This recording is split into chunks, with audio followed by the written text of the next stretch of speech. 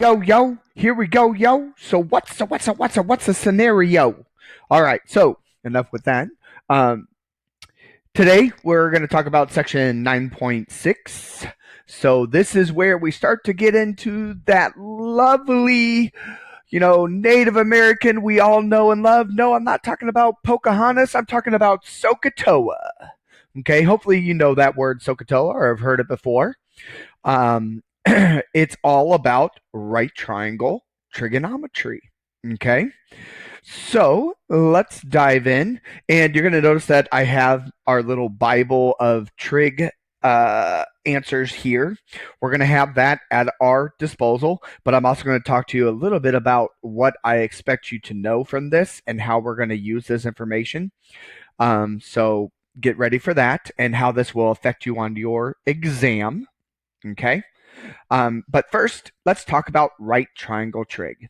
So, like I said, we have that wonderful Native American female we all know and love. Again, not Pocahontas. This is her sister, Sokotoa. Okay, so there's how you spell it. And this represents the three big trig functions. All right, so you have so, ka, toa. Okay, so those are the three big functions.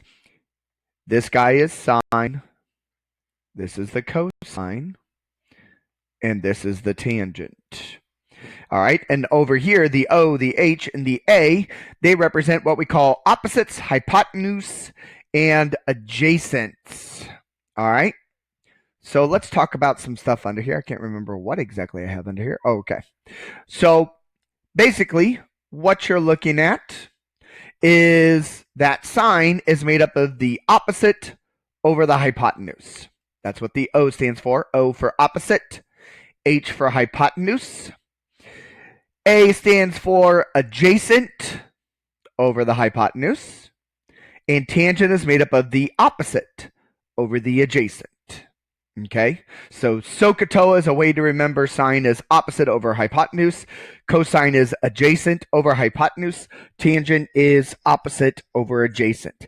So we're still kind of dealing with the same thing that we talked about before, but instead of having points, this time everything's going to be based off of side length. Okay, side lengths of triangles. And if we want to talk about the other three that we have, well, we just take the reciprocals of these. So cosecant is the hypotenuse over the opposite. Secant is the hypotenuse over the adjacent. Cotangent is the adjacent over the opposite. Now, let's talk about how this works, how we find opposites, adjacents, and hypotenuse. Okay? Everything in right triangle trig, when you're dealing with this, everything is based off of your given angle. Okay? Based off of a given angle. Okay? Now that angle is told to you, you'll see it. It is right. It is the letter or symbol that follows the trig function that you're looking at. So I might say sine theta. Okay. Then up here, there would be a theta in one of my three angles here. Actually, to be more specific, the theta would either be with the A or the B. We are not doing any right triangle trigonometry from the right angle. Okay. And I'll talk to you about why we won't do that from C here in a moment. All right. Or it could say sine A, which means that we're going to work from A. Or it could say sine B, which means that you'll be going from angle B. Okay, so it's very important that you know who we're working off of, because the angle is going to determine opposites, adjacents, and hypotenuse. Well, more specifically, the angle will determine your opposites and your adjacents, because the hypotenuse is always going to be the hypotenuse. It can't be anything else. So let's talk about this real quick. You already know what the hypotenuse is. You'll always know that the hypotenuse is across from the angle C. Okay. So this is your hypotenuse, no matter what angle is your base. Okay, the hypotenuse is always the hypotenuse. And usually we let C be the right angle, and so the hypotenuse is always across from the right angle. Okay, the hypotenuse is never attached to this symbol. These two sides that form the right angle, remember we call those the legs. Okay? The legs are the ones that are the opposite and the adjacents. All right? That's very, very important for us. The legs are our opposites and our adjacents. Okay? So how do we know what is what? Well, everything, like I said, is based off of your given angle. So say we're going off of angle A. Okay? And I always like to put a star by the angle I'm going off of. Let me change that from red so you don't get that confused with sine. So let's say, let's go with purple. So angle A is our base angle. Okay, you already know where the hypotenuse is. That should never be a question. Also, remember the hypotenuse, another thing about it, it's always the largest side. Okay, the hypotenuse should never be, should always be the largest number out of the three you're dealing with, just so you know, in case they don't give you a picture. So we've got our hypotenuse. It's the longest side. We know that, no matter what angle we're going from. And then our opposites and adjacents. Here's how I know what's what. The adjacent and the hypotenuse, they always form our base angle. The angle that we're basing everything off of. The given angle. And that's another way to think about it. Okay? So if this is the hypotenuse, this is the other side that forms my angle, this has to be the adjacent. Okay? So if this is the adjacent, this is the hypotenuse, last but not least, this guy becomes the opposite then. Okay? That's how I figure everything out. The adjacent and the hypotenuse always form the given angle, no matter what. Then that means the side that's left is the opposite. Or another thing that you can think about is the opposite side is always across from the angle. Just like the hypotenuse is always across from the 90 degrees. Okay? It's another way to think about that. All right. Like I said, though, everything is based off of your given angle. If I said my given angle was B, then this is no longer the opposite, and this is no longer the adjacent. They actually switch spots. So that's why I'm saying it's very important that you know what angle you're given, because that's going to determine who is the opposite and who is the adjacent. Super important. Okay? So let me explain why we never go from the 90 degrees. So that way you can see what exactly is just going on. Okay? Well, what we talked about, whoa, my J didn't go. Let's get that over there. Oops. That's fine. So what we talked about a moment ago, remember this has to be the hypotenuse. Okay, it is the largest side. The hypotenuse never ever changes. But notice that this is also the side that is across from my angle. The side that is across from my given angle is always the opposite. So how can this side that is the hypotenuse be both opposite and hypotenuse at the same time? It cannot. Okay? Now the other thing, remember what I told you right here. The adjacent and the hypotenuse always form the base angle. Well, if this is my angle and this is the adjacent, that means this has to be the hypotenuse. And we know that that is incorrect because the hypotenuse is never attached to the right angle. Hence why when we deal with right triangle trig, we never go from the right angle, because you don't know who the opposite, the adjacent, and the hypotenuse are. So that's why we never go from the right angle. We don't know who is who. Okay? So again, in right triangle trig, you need to know who is your base angle. Because from the base angle, okay, you can figure out your adjacent, your opposite, and your hypotenuse. And then we can write out the trig. Again, hopefully this is review for some of you. Hopefully you saw this in geometry in high school, or maybe you got exposed to this a little bit in Algebra 2 in high school or something along those lines. Hopefully this isn't too much of something being new for you. SOHCAHTOA is not really new. Hopefully you've seen something like this in high school. So let's move on. All right. Again, in here, know what angle you are coming from. All right. So I want you. Oh. So we've already kind of. So I just actually talked about this on the other slide. I actually went over all this information. So let me go ahead and put some information up here, and let's get you some stuff. So there's what I already put on that other page. It's fine that I've already talked about it. It makes this things easier. So again, my little note, know what angle you're coming from. So based off of my trig functions that I have over here, the sine, the cosine, and the tangent, who is our base angle? Yeah, muy bien, as Dora would say. Yeah, absolutely. We're going off of A. So everything is based off of that. So let's say that I give this guy 3, 4, 5. Go ahead and write me these 3 trig functions based off of that triangle that we had up there. Find me sine A, cosine A, tangent A. Okay? And go.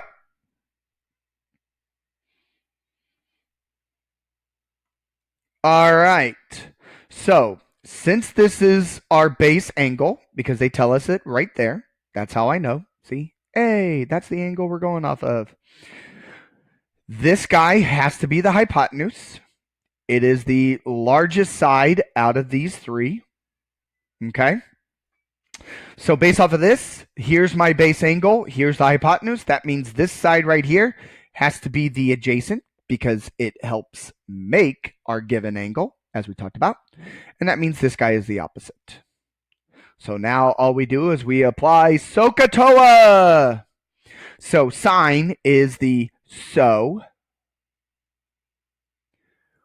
So I need the opposite over the hypotenuse.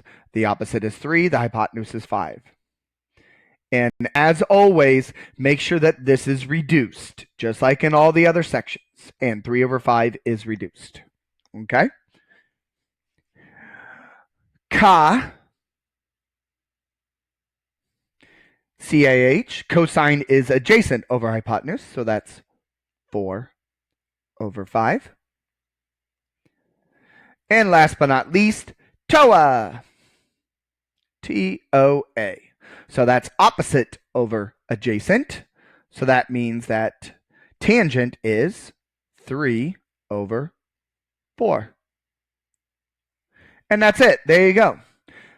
Right triangle trig. Not too hard. Just use that SOHCAHTOA. And if I wanted the other 3, all you would have to do, just like before, take the reciprocal, take the reciprocal, take the reciprocal, put it with its matching function. Super easy, right? Yeah. Okay, good. Moving on. So we do have what is called cofunctions. Okay? And what a cofunction is, it means that there is another function if I go from the other angle. So say I go from B, that will match this guy. Okay, that's what a cofunction is. So if I'm going from B, this is still the hypotenuse, but this guy is the adjacent, and this guy over here is now the opposite. So a cofunction of sine A is 3 over 5, Well, if I go from B, that would be the adjacent over the hypotenuse. Who is the adjacent over the hypotenuse? That would be cosine. So if I took cosine B, that would be the same answer as 3/5. That's what we call a cofunction. It's the same answer, but it goes from the other angle. Okay? So that's a cofunction. So what are the cofunctions? Well, you just learned what sine A was. It would be cosine B. So if you come back over here, think about this. Cosine A, which is 4/5, so 4 and 5. If I go from B, that would be the opposite over the hypotenuse. So that would be sine B is the cofunction of cosine A. And then what is the cofunction of tangent? Well, let's take a look. So the cofunction of tangent, we need something that matches 3/4. So if I do 3/4 from B, that's the adjacent over the opposite. Hey, that ends up being cotangent B. So the cofunction for tangent A would be cotangent B.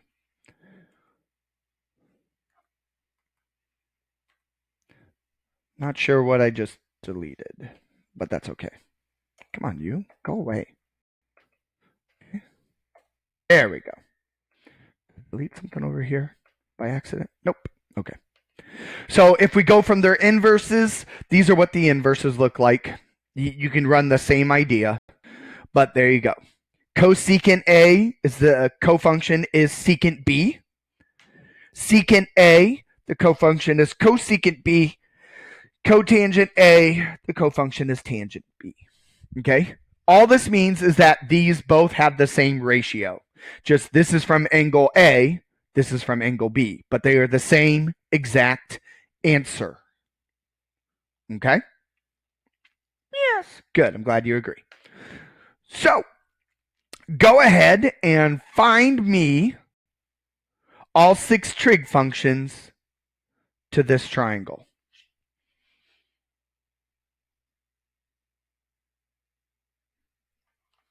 Okay. So, here's our base angle. How do I know that? It says it right here. It's A. So, if I look at things, this is the hypotenuse. It is the largest number out of the 3. Since this is my angle, here's the hypotenuse. That means this side has to be the adjacent. It's my weird D. I don't know why I drew it like that. I do weird things sometimes. And then this guy has to be the opposite. Okay? So now that you know that, I would find the original 3, and then all I have to do is do reciprocals for these guys over here. Super easy. So sine A would be opposite over the hypotenuse, so that's 28/53. And again, you should check this to see if it reduces. I don't think it does, but I always like to double check myself because sometimes my brain doesn't function right. Nope, it stays. Okay, and usually, just so you know, if this doesn't reduce, the rest of them will not reduce. General kind of rule of thumb. But always double check. So cosine is adjacent over hypotenuse, so that's 45/53. And again, just checking because I like to check. The first one didn't reduce. This one does not reduce as well. And then the last one will be the opposite over the adjacent. So the opposite is 28. The adjacent is 45. And again, I just like to double check. I'm just using my alpha y equals on my calculator. You know how to deal with fractions and know that doesn't reduce. So here are all these answers. And since these don't reduce, when we do the reciprocals, they will not reduce either. Okay, that I know for sure. So the reciprocal of sine is cosecant. So that's 53 over 28. The reciprocal of cosine is secant. I about put 45 on top again. That's not right, Mr. Armstrong. 53 over 45. And the reciprocal of tangent is cotangent, which gives you 45 over 28. Now, there will be some problems that you might run into where you'll have to rationalize. So be ready for that. Okay? But there you go. We're not doing anything crazy. And again, if I wanted to kind of extend this, if I wanted to know what is the cofunction for sine A, well, that would be the same thing as saying cosine B. Okay? Sine A, cosine B are cofunctions to each other. If I wanted to know the cofunction of cosecant, that would be secant B. Okay? And that's if we knew where B was up here, which B would technically I would put right here, just so you know. Okay? All right. So let's do another one. Okay. So let's talk about some things here. All right? Because this is what's going to happen to you when you take your exam. So what we're going to get into right now is what we call reference angles. Okay? For your exam, I'm only going to give you 0 through 90 of this chart. So from 120 on down, you are not allowed to have on the exam. Okay, what I'm about to teach you is that if you just know quadrant 1, which that's what 0 through 90 is, it's all about quadrant 1. All of these answers down here will be the same as what you had in quadrant 1. The only thing that changes is their signs. The only thing that changes is the signs. Okay? Notice that sine of 60 is the same as 120. It's the same as 240. It's the same as 300. The only difference is that these were negatives and the other two were positive. Okay? So if you know quadrant 1, you know the rest of the unit circle. I'm not asking you to memorize the unit circle. Okay? You don't need to. I'm not even asking you to memorize quadrant 1. Okay? I will give you a picture of a picture like this of quadrant 1. Okay? You'll actually see the notes before you do the test. Okay? So what we're getting at is reference angles. All right? Because what a reference angle is, it is an angle that falls within quadrant 1. It is an angle that is between 0 and 90 degrees. Okay? So you could actually, if you wanted to, go to that chart right now and find cotangent 7 pi over 6. All right? So here's 7 pi over 6. I need cotangent. Cotangent was this column right here. So if I scroll down, 7 pi over 6 is right here. So the answer is the square root of 3. Okay? So if I come over here, I already know now this answer is square root of 3. But you really do need to know about reference angles. We're going to be using those coming up in the next couple chapters. Reference angles are going to be very, very important for us. So like I said, one way you can do this homework, I mean, you can do it really, really fast, is you can just use the Bible. Okay, once we get out of chapter 9, I promise you, I will give you the whole table for the rest of the year. It's only in chapter 9 where I want to limit you on the exam because I want you to use reference angles. I want you to know about reference angles. I think reference angles are very, very important. Because if you know the reference angle, you know all the answers that you need to know. Okay? If you know the angles, if you know quadrant 1, all these other answers that are down below quadrant 1 are all the same answers that are up above. The only thing that's changed is their sign. Okay? So, we already know what the answer is to this because, I mean, like I said, we could easily just look it up. So it's 210 degrees, and there's cotangent. But let me talk to you about reference angles. So when you do problems like this, here's how I want you to do them. So step one, you're going to find the least positive coterminal angle. Okay? So one, you got to make sure that your angle to begin with is between 0 and 360 degrees, or 0 and 2 pi. Okay?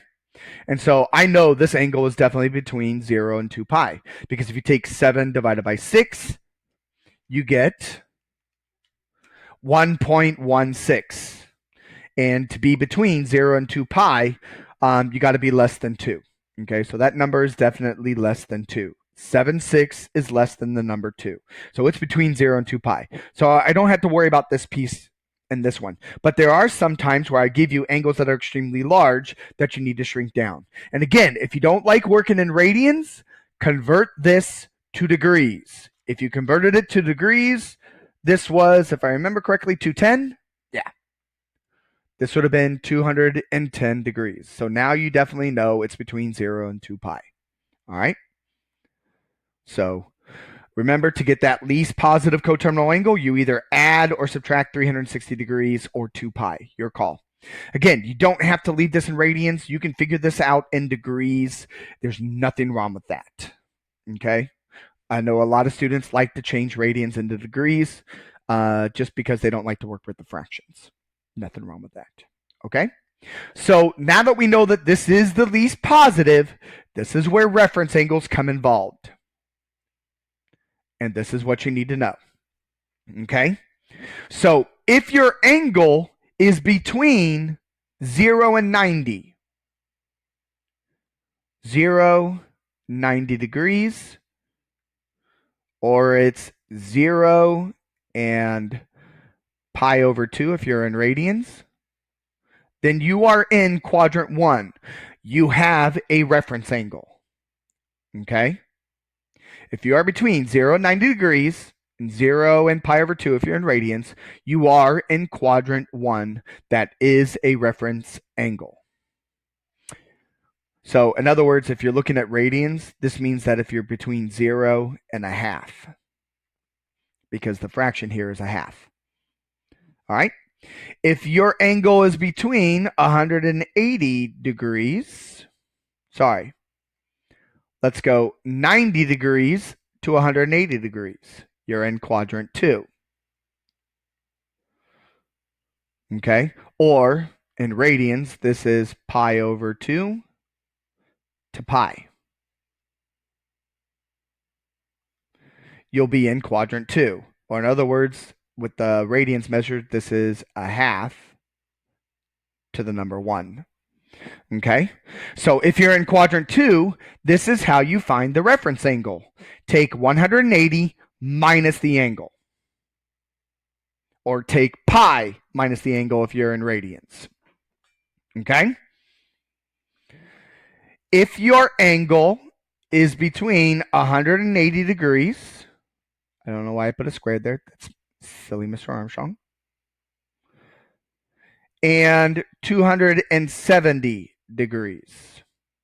Or if you're in radians, that's pi to 3 pi over 2. So again, this would be the fraction 1 to 3.5. Or sorry, not 3.5, 1.5. Okay, or 3 halves. You'll be in quadrant 3. If you are in quadrant 3, you'll take the angle minus 180, or the angle minus pi. All right? And then last but not least, if your angle is between 270 degrees and 360 degrees, or in other words, 3 pi over 2 to 2 pi. So this would be 3 halves to 2 as your fraction. You are in quadrant 4, and you'll take 360 degrees minus the angle, or 2 pi minus the angle. Again, you're looking for the reference angle, the thing that takes us back to quadrant 1. That's what these these formulas are for. This is going to find an angle that relates it back to quadrant 1. This is going to find an angle that relates it back to quadrant 1. This is going to find my angle that relates it back to quadrant 1. If you're in quadrant 1, you're good to go. Okay? So my reference angle over here, when I'm in degrees, so I don't have to worry about the fractions, because most of you are probably going to do that, is 210. That puts me in quadrant 3. So I need to take 210 degrees minus 180 degrees. Or, if you want to work in radians, 7 pi over 6 minus pi. Okay? So in other words, this would be 7/6 minus 1.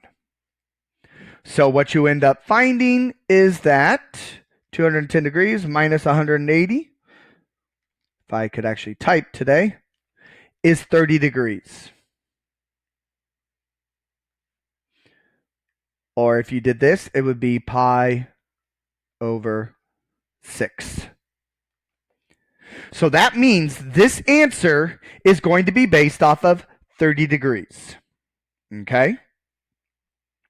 So if we go and look at this, what is the answer for cotangent?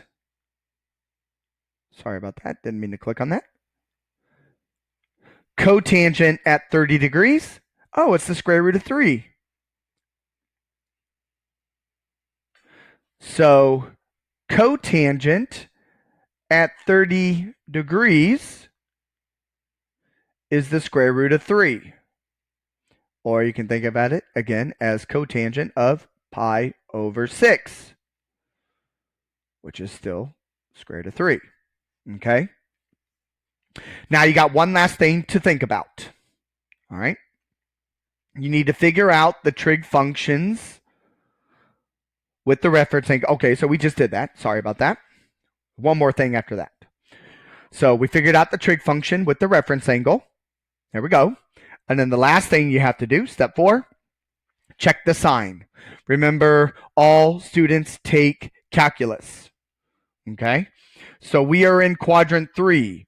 What do we know about cotangent in quadrant 3? Well, in quadrant 3, it says that according to all students take calculus or chemistry, in quadrant 3, tangent is positive.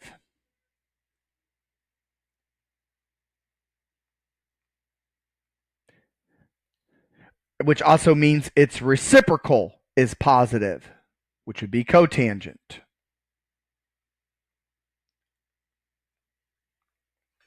So when we look at this answer, since cotangent is supposed to be positive in quadrant 3, we leave it. If we would have found out that cotangent was supposed to be negative, then we would have made that answer negative, and it would have matched what we had up here if it was negative. Okay? But notice the answers match. Okay? This is the process in which I wrote out a lot here. I normally do not show all this work. Okay? But this is the idea. This is the process I need you to go. Because again, everything was related right back in here. And then the last thing we did was use the all students take calculus to help us determine if it was supposed to be a positive answer or a negative answer. Okay? It's all about reference angles. And these are the reference angles right here. All right?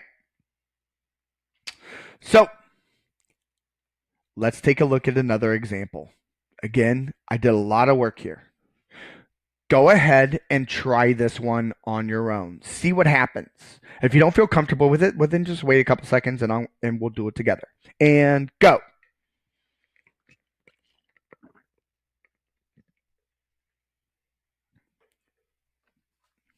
Okay. So first things first. Over here, it said find the least positive coterminal angle. Well, this is negative, so that means we definitely have to find the least positive coterminal angle. So I need to take 11 pi over 6 and add 2 pi.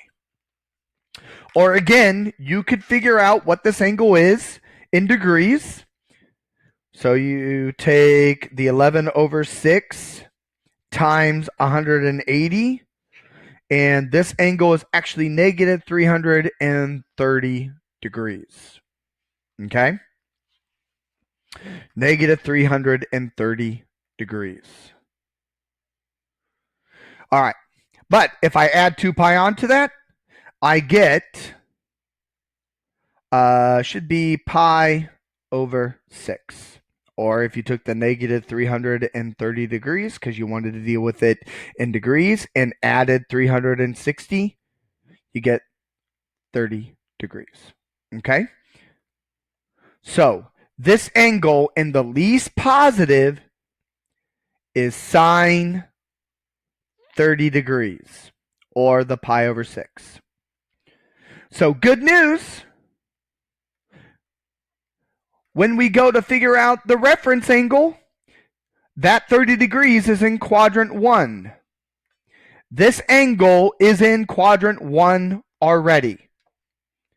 So that means we have the reference angle. So that means our answer to this problem is going to be whatever this is. Okay, we don't have to worry about any signs because this is a reference angle. Or, well, this is the reference angle, but this is in quadrant 1. So even better. Okay, so if you just go to your chart, what is sine 30 degrees? It's a half. All right. So answer being 1/2. And there you go. Yeah, if you're the reference angle, if your angle ends up being the reference angle, then the answer is whatever you get from the chart. Okay? You don't have to worry about the signs because everyone in quadrant 1 is always positive, and all the answers in 0 to 90 are all positive. Okay? Cool beans. See, I don't show half as much work here. You know, I usually don't even show this stuff. I just jump straight to the LC or LPC, least positive coterminal, and then from there I go and get my answers. There's not a lot of work that I show, but I know this information that's right here. So you need to know about reference angles. You need to know about, finding the signs. All students take calculus. Okay, that's very, very important for us. All right, I think I got another one. Yeah, go ahead and do this one. So now I want you to find me all 6 trig functions. Okay, so this is the angle you're going off of. All right, go ahead, pause the video, do it.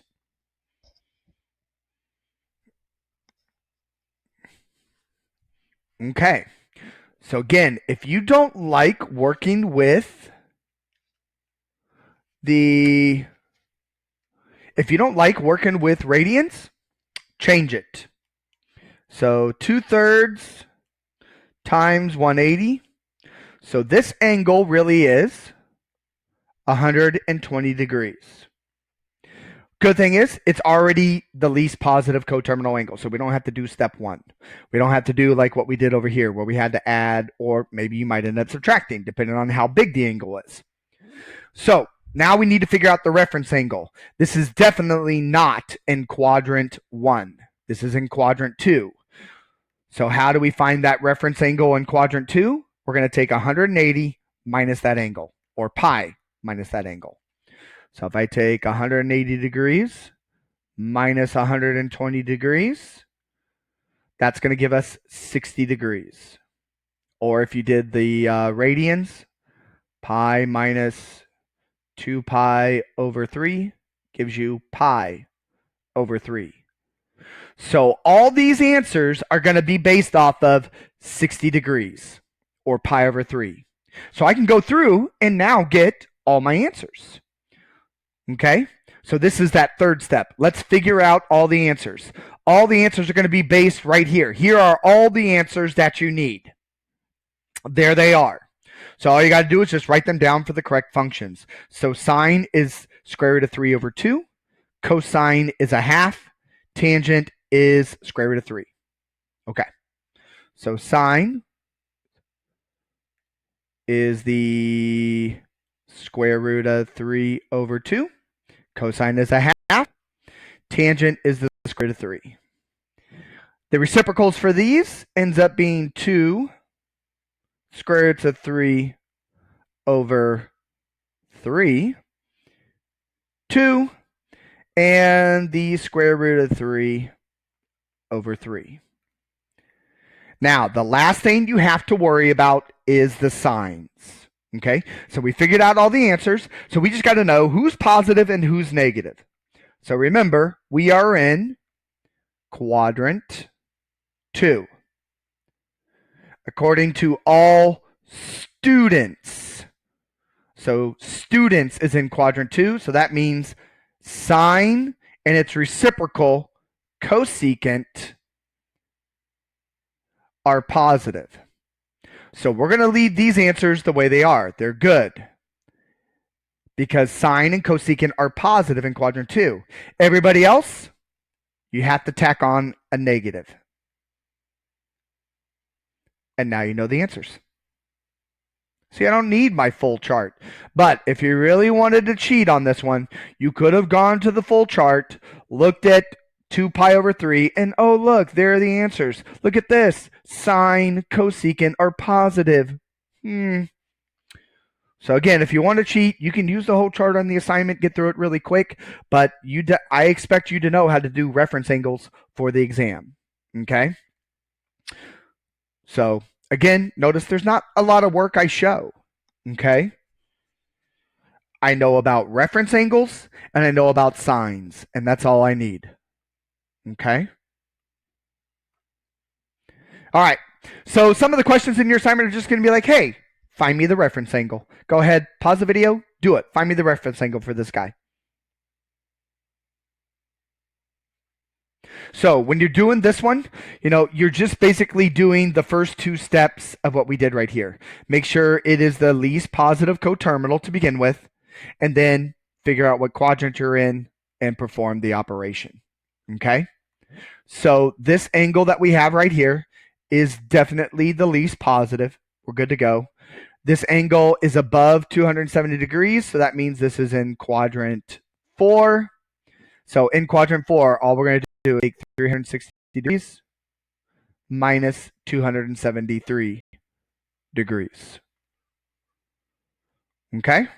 So you just go to your calculator, 360 minus 273 to make sure that we do the subtracting right, and you get 87 degrees. No reason to put this into radians. That's just silly and more work on yourself. Okay, and it's also going to say, give me your answer in degrees. No reason to put this into radians. Okay, so there we go. Yeah.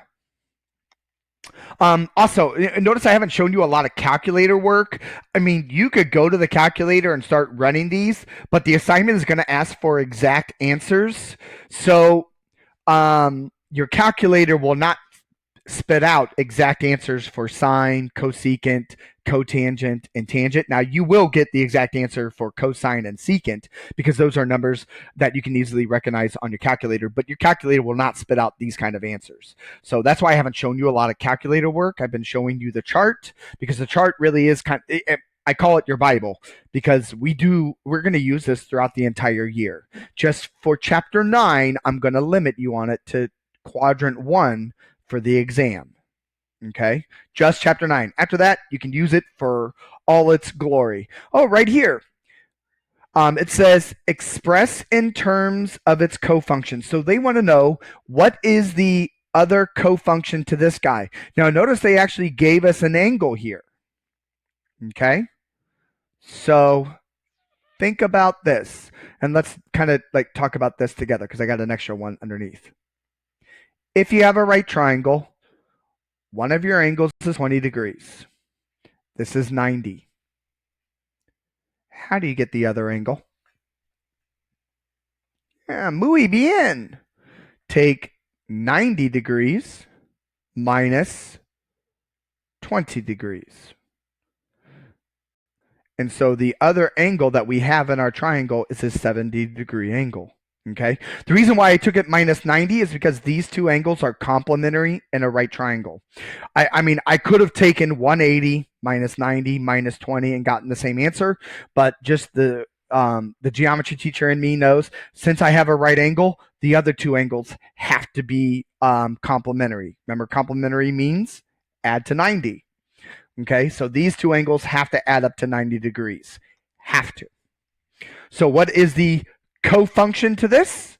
Well, the cofunction to cosine is sine. And what is the other angle? 70 degrees. That's what they're after. Okay, so when they give you an angle here, all you have to do is take 90 minus this angle, and you've got the other one. And then just provide me the function. So cosine 20, sine 70, both have the same answer. If you don't believe me, you can always check your work too. Make sure that we're in radians. So I got to fix that. Or sorry, not radians. Make sure we're in degrees because our angles are in degrees. So I'm in degrees now. If I take cosine 20, there's what it equals. If I take sine 70, because we say that's the cofunction, it should be the same answer. Boom. These are cofunctions to each other because they are the same exact answer. Okay? It's just at a different angle in the right triangle. All right? So there's kind of a better illustration of cofunctions for you. So go ahead and try it on that one. Pause the video and go. All right. Hopefully, since this is in radians, I mean, you can convert it to degrees. So take 3/11 times 180, but that's pretty ugly. That's like an ugly decimal answer. Gross. And again, they're going to want you to be exact, and they will actually want you to keep it in radians, just so you know. So in this one, 90 degrees in radians is pi over 2. So you're going to take pi over 2 minus 3 pi over 11. And again, all this is fraction work. You're taking 1/2 minus 3/11. Okay? That's what they want. And you're going to keep pi in the numerator. So again, I just go to my handy dandy calculator. Alpha, not math. Alpha y equals 1/2 minus alpha y equals 3/11. Not 33, Mr. Armstrong. You big ding dong. And we get 5 over 22, or in other words, that would be 5 pi over 22. So now that we know what our other angle is, what is the cofunction to cotangent? That would be tangent. And the other angle is 5 pi over 22. Dunsies. See, nothing crazy. I promise you got this. So they're going to give you ones that are in degrees and ones that are in radians. You know, just some simple stuff. All right, we're almost done. Okay, so this one, it says use a calculator. So you're going to be doing some rounding. Some of these might be exact answers, but all they want you to do is plug into a calculator and kick me out some answers. Okay, notice these are a little different. In here, we're going to do a little bit of inverse trig, and we'll talk about that here in just a second for these two. Okay, but you should be able to do these two right here. Go ahead, give them a shot.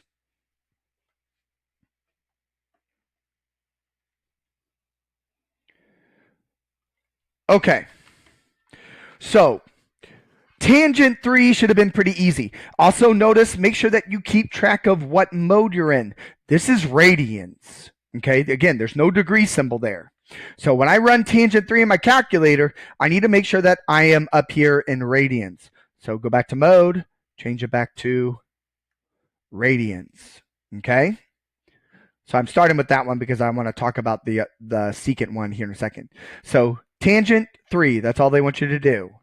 And then there's your answer. And in here, they usually say round to 4, 5 decimal places. So let's say 5. So we would get negative 0.1425. The 6 says, hey, 4, go up. So that would be another 5. So negative 0.14255 would be the answer. Okay? So negative 0.14255 is what they would be looking for. Okay, just calculator use. Plug and chug. All right, now let's talk about this guy right here. Okay, so notice you have sine, cosine, and tangent. Right above those, you have these -1 guys. Those are inverse trig. Do not think that secant right here, we know that its reciprocal is cosine.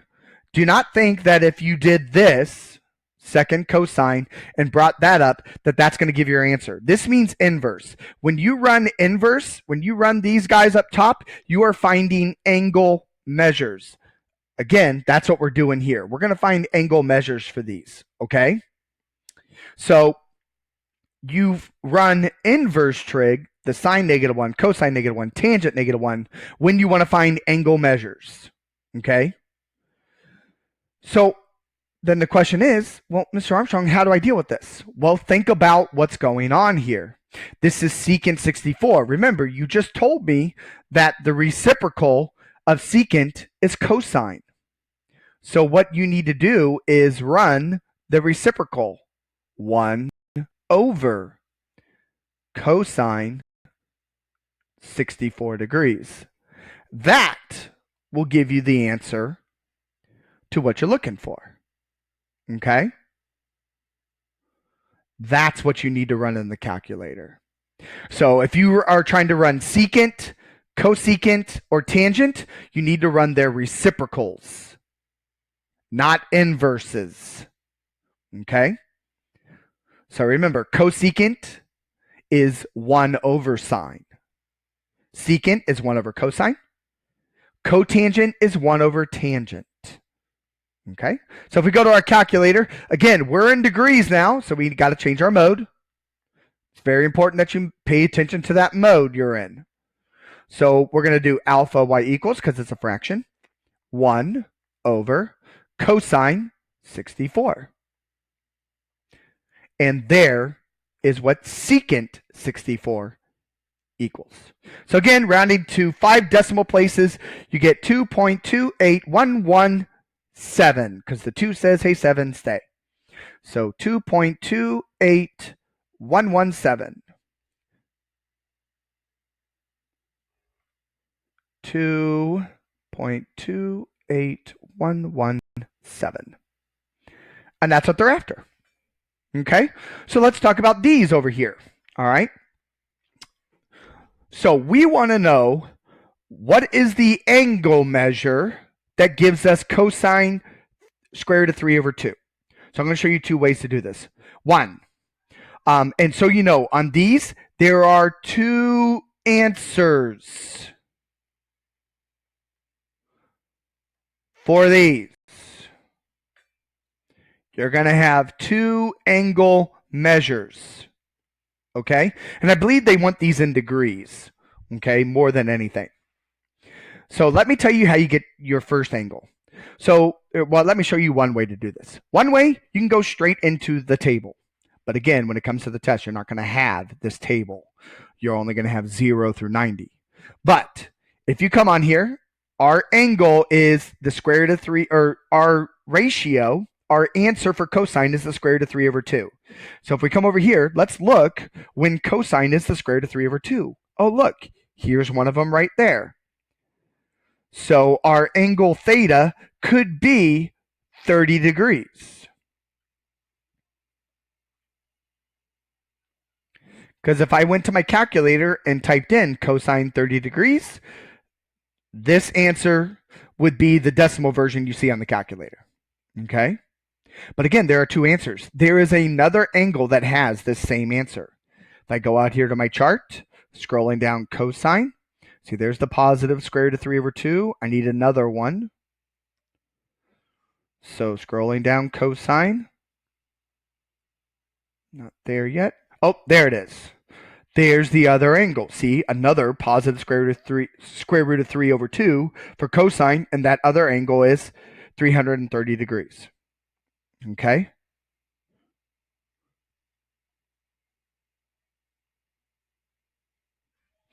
Now, let me show you how the calculator will help you.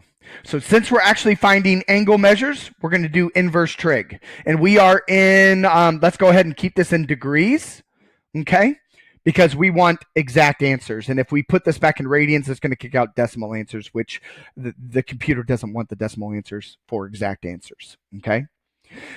So we are running the inverse cosine because we use inverses to find angle measures. That's really what's going on here. How do I get rid of cosine in front of the theta? It's just like solving equations. You're going to take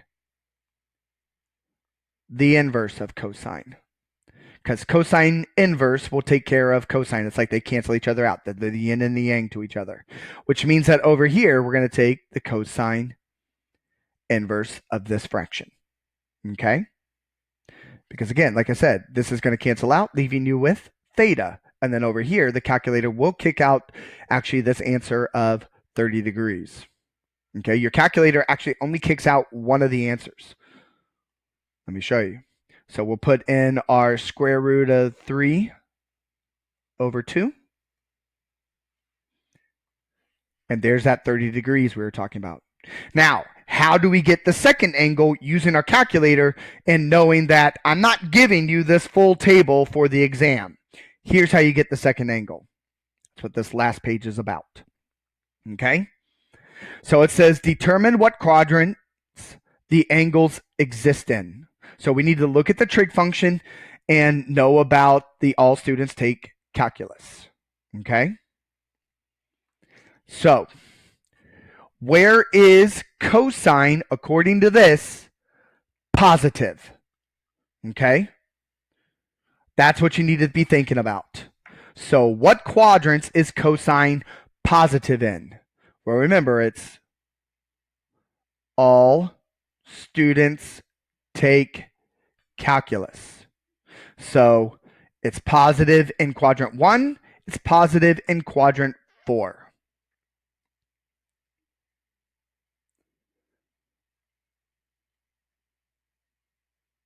Okay. So the calculator kicked out the quadrant 1 answer. So that means what we're looking for is the quadrant 4 answer. All right, so that's where the rest of these steps are coming from. We know what quadrants it exists in. Okay, it's in quadrant 1, quadrant 4. Now we need to find the reference angle.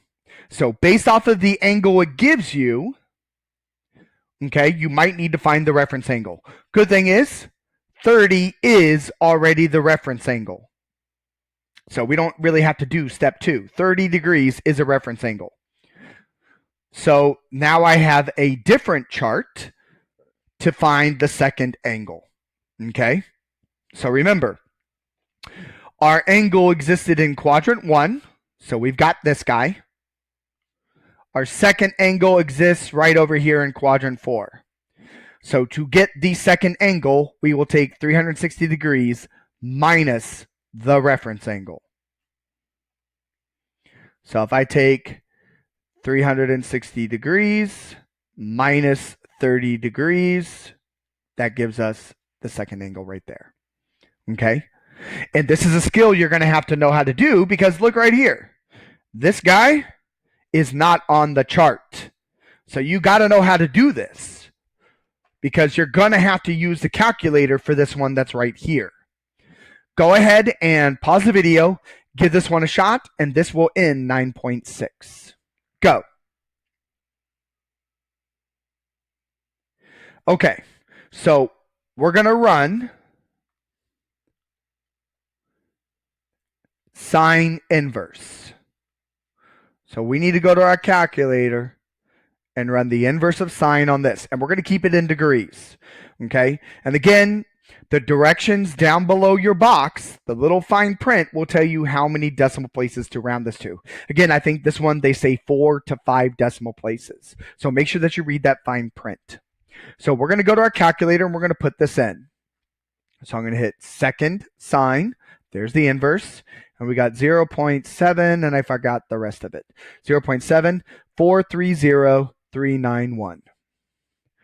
430,391. There we go. Hit enter. And now we have the first angle. Okay. So let's take it to 5 decimal places. So 0.99095. So 47.99095. 47.99095 degrees. All right, so now we got to find the second angle. Here's how we do that. Okay, so the first thing is we need to know what quadrants does this exist in. Okay, so let's go back and look. So this sign is positive. This is a positive answer. So where is sign positive? Well, if we look up here, it's quadrant 1. There's that quadrant 1 answer. And the other place is where the students is. So quadrant 2. That's the one that we're missing. Okay? We're missing quadrant 2. So let's talk about how we find quadrant 2. So we know where we need to go. Do we have the reference angle? Absolutely. This is a reference angle, so we don't have to worry about that part. Yay. Okay. For the most part, the calculator does generally kick out the angle that is the reference angle, but just so you know, sometimes it won't. So you might need to find the reference angle there. Okay. So now, since we have the reference angle, all we have to do is use the chart. Because again, remember, we have the quadrant 1 answer, which is the reference angle. We need quadrant 2 answer. So we're going to take 180 degrees minus that angle we just had. So we're going to take 180 degrees minus 47.99095 degrees. And that's going to be our answer. Okay?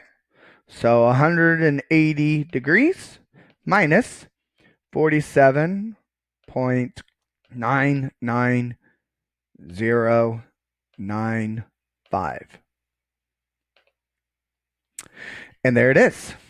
So 132.00905. Okay?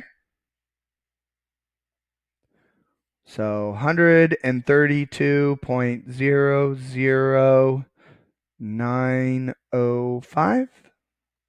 Is it 905? Yeah. Okay. And there you go.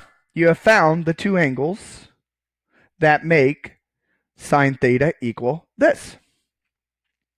And that, my friends, is section 9.6. Enjoy. Till next time.